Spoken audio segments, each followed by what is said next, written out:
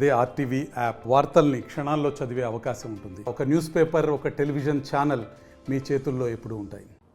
మరి ఎక్కడ 40 నిమిషాల సేపు మరి డిప్యూటీ ముఖ్యమంత్రి గారు మరి పవన్ కళ్యాణ్ గారు మాట్లాడారు. నేను చూస్తున్నా 40 నిమిషాలు కూడా చూశాను. ఏం చెప్తాడు, ఏం మాట్లాడతాడు ఈ జిల్లా గురించి, ఏదైనా అభివృద్ధికి ఏదైనా నిధులు ఇస్తాడా అని చూస్తే ఏదో పేపర్లు వాళ్ళు ఇచ్చారు. ఆ పేపర్లు తిప్పుకునే దానికి 40 నిమిషాల సమయం పూర్తి అయిపోయింది. ఆయన చెప్తాడు పిల్లలకు పౌష్టికరమైన ఆహారం ఇవ్వాలి అని చెప్తాడు. ఆల్రెడీ గత 5 ఏళ్ల కాలంలో మన ముఖ్యమంత్రి గారు జగన్మోహన్ రెడ్డి గారు పౌష్టికరమైన ఆహారాన్ని అందించాడు. మరి గోరుముద్ద ద్వారా ఒక ముఖ్యమంత్రి స్థాయి వ్యక్తి ఏ రోజు ఏ మెను ఉండాలి అని చెప్పి ఆ మెను ఆయన స్వయంగా టేస్ట్ చేసిన తర్వాత మరి వాళ్ళకందరికి ఇక్కడ సోమవారం అయితే ఈ మెను, మంగళవారం అయితే ఈ మెను, అలాగా వారానికి సరిపడగా మెను ఏర్పాటు చేసి మరి ఆ మెను కూడా మరి ఆ ఏజెన్సీల వాళ్ళకు ఒక బోర్డు కూడా పెట్టి మరి ఉపాధ్యాయుల ప్రిన్సిపల్ రూమ్లో కూడా ఆ బోర్డు పెట్టి ఈరోజు ఈ మెను ఉండాలని చెప్పి మరి అమలు చేసిన వ్యక్తి జగన్మోహన్ రెడ్డి గారు. మరి అదే కాకుండా ప్రతిరోజు ఆ పిల్లలకు పౌష్టికాహారంలో రాగి జావా కూడా ఇచ్చిన ఘనత కూడా జగన్మోహన్ రెడ్డి గారిది. మరి అలాంటిది పాపం ఆయనకు అవగాహన లోపమో ఆయనకు తెలియదో ఏమో కానీ ఉప ముఖ్యమంత్రి గారికి మరి గత 5 ఏళ్ల కాలంలో జగన్మోహన్ రెడ్డి గారు చేసింది విద్యార్థులందరూ కూడా బాగా వాళ్ళకందరికీ పౌష్టికరమైన ఆహారం ఇవ్వాలి. ఎందుకంటే 5 సంవత్సరాల వయసు నుంచి 15 సంవత్సరాల వయసు వరకు వాళ్ళ మేధస్సు వాళ్ళకు పిల్లలకు పౌష్టికరమైన ఆహారం అందిస్తే వాళ్ళ మేధశక్తి పెరుగుతుంది అని చెప్పి మనకు అన్ని సర్వేల్లో తెలుస్తుంది. కాబట్టి అవన్నీ కూడా మరి ఆచరణకు తీసుకొచ్చిన వ్యక్తి జగన్మోహన్ రెడ్డి గారు.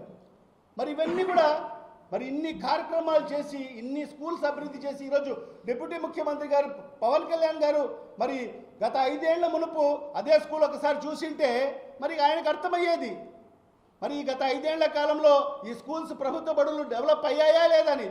ఇప్పుడు ఏదైతే గవర్నమెంట్ మెయిన్ స్కూలు సుమారుగా 3.5 కోట్ల రూపాయలతో అభివృద్ధి చేయడం జరిగింది. మరి అక్కడ ఎక్స్ట్రా క్లాస్ రూమ్లు కూడా మరి అక్కడ డెవలప్ చేయడం జరిగింది. ఎంతో బ్రహ్మాండంగా దాన్ని తీర్చిదిద్దడం జరిగింది.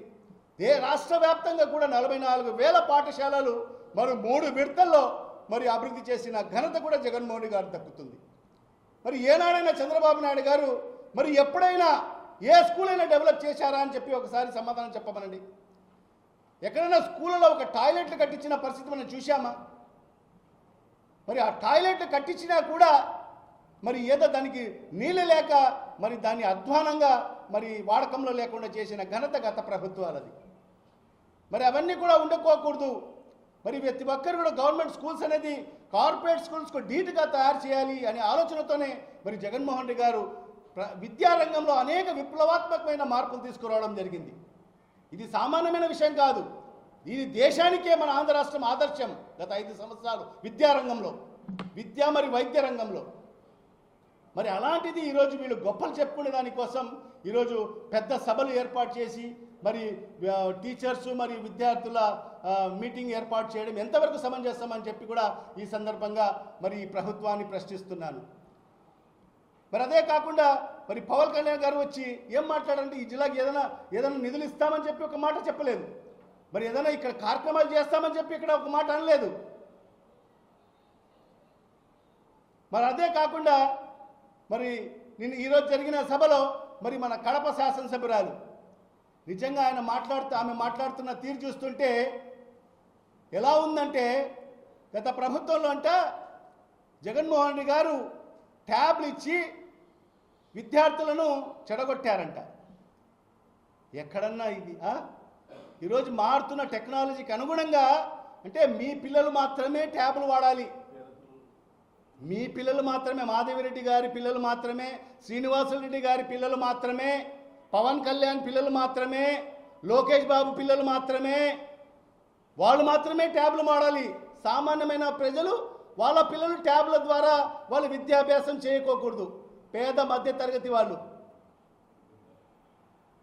అది కూడా ట్యాబ్లు కూడా 8వ తరగతిలో దాంట్లో బైజూస్ యాప్ ఒక్క బైజూస్ యాప్ని మనం బయట అప్లోడ్ చేసుకోవాలంటే సుమారుగా 24,000 రూపాయలు చెల్లిస్తేనే ఆ బైజూస్ వాళ్ళు మనకు మొత్తం కంటెంట్ని ఇవ్వడం జరుగుతుంది.